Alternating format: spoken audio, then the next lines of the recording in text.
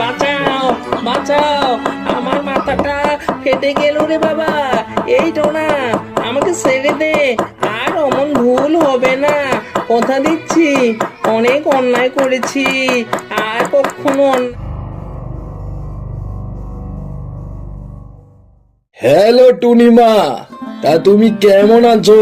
তা তোমার জন্য একটা খুশির খবর আছে, খুব ভালো খুশির খবর মা। হ্যালো মামা, আমি ভালো আছি।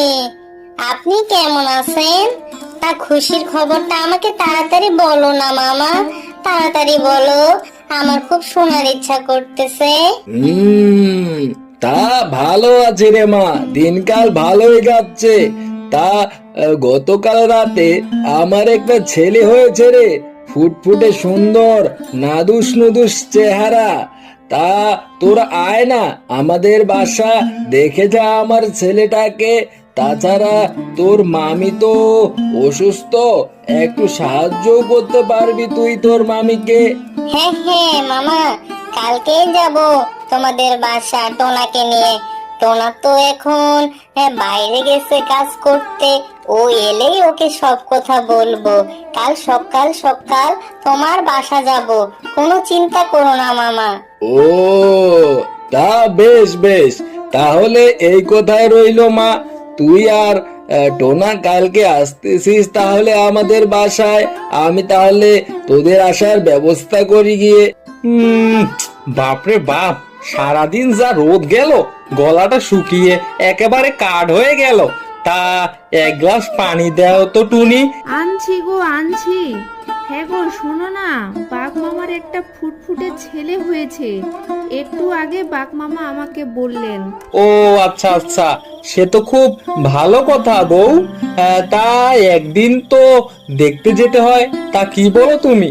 হ্যাঁ, আমি তো বাঘ মামাকে কাল কথা দিয়ে ফেলেছি যে কাল তুমি আর আমি বাঘ মামার বাসায় যাচ্ছি। কাল তো কাজ আছে একটা বউ, কথা দিয়ে ফেলেছ। হ্যাঁ গো, তুমি আমার কথা শুনো, অমত করো না। না গেলে বাঘ মামা কি ভাববে বলো তো? মান সম্মান আর কিছু থাকবে না আমার। আচ্ছা ঠিক আছে, যাওয়া যাবে না হয় কালকেই। আর কালকের কাজটা না হয় অন্য কোনো সময় এসে করব। তবে হ্যাঁ, তোমার মামাকে ফোন দাও তো, আর বলো যাতে খাওয়া দাওয়ার কোনো অসুবিধা না হয়, ভালো ভালো খাবার যাতে উনি নিয়ে আসেন। সে ফোন করতে হবে না, তুমি কি বাঘ মামাকে চেনো না? আমরা গেলে কত আদর যত্ন করে আমাদের। আরে আরে, কি মজা, হুরে হুরে। তুমি কাল বাসায় থাকবে না, আমার তো সুবিধাই হলো। কাল ওরা গেলে ওদের ডিমগুলো আমি খেয়ে ফেলবো, আর বোকা টোনা টুনি বুঝতেও পারবে না যে আমি ওদের ডিমগুলো খেয়ে ফেলেছি।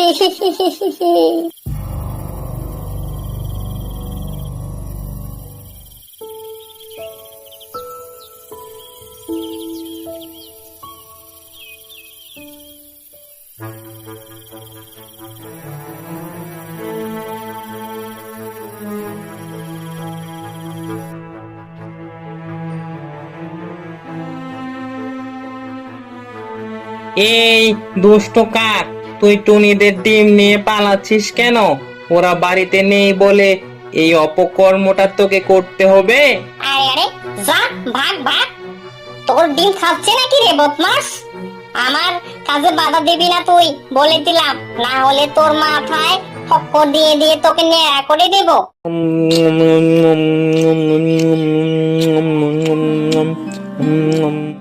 তা কেমন খাচ্ছ তুমি বাবা?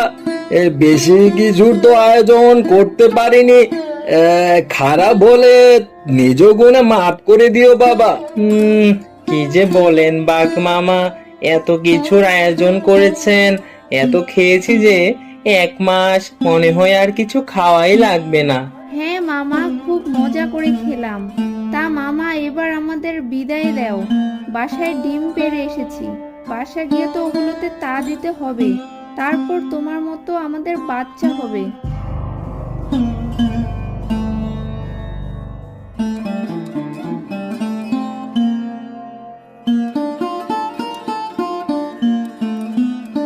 হায় হায় রে, আমার ডিমগুলো খেয়ে নিয়ে গেল রে। কত আশা ছিল ডিমে তা দিব, আর আমার বাঘ মামার মতো বাচ্চা হবে, সব শেষ হয়ে গেল গো। হায় হায় হায়, আমারও কত আশা ছিল আমার ছোট্ট ছোট্ট বাচ্চা হবে, আমিও বাবা হতে পারবো, কিন্তু আমার আশায় কে ছাই ঢেলে দিল রে।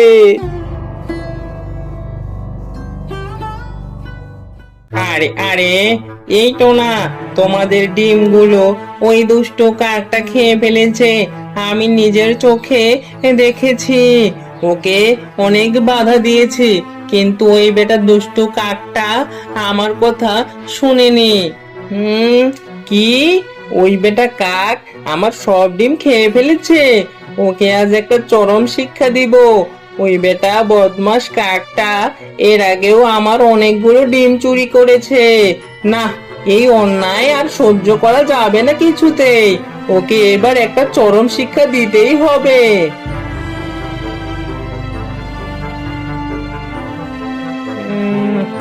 এই বেটা দুষ্টু কাক, তুই আমার ডিমগুলো আবার চুরি করেছিস।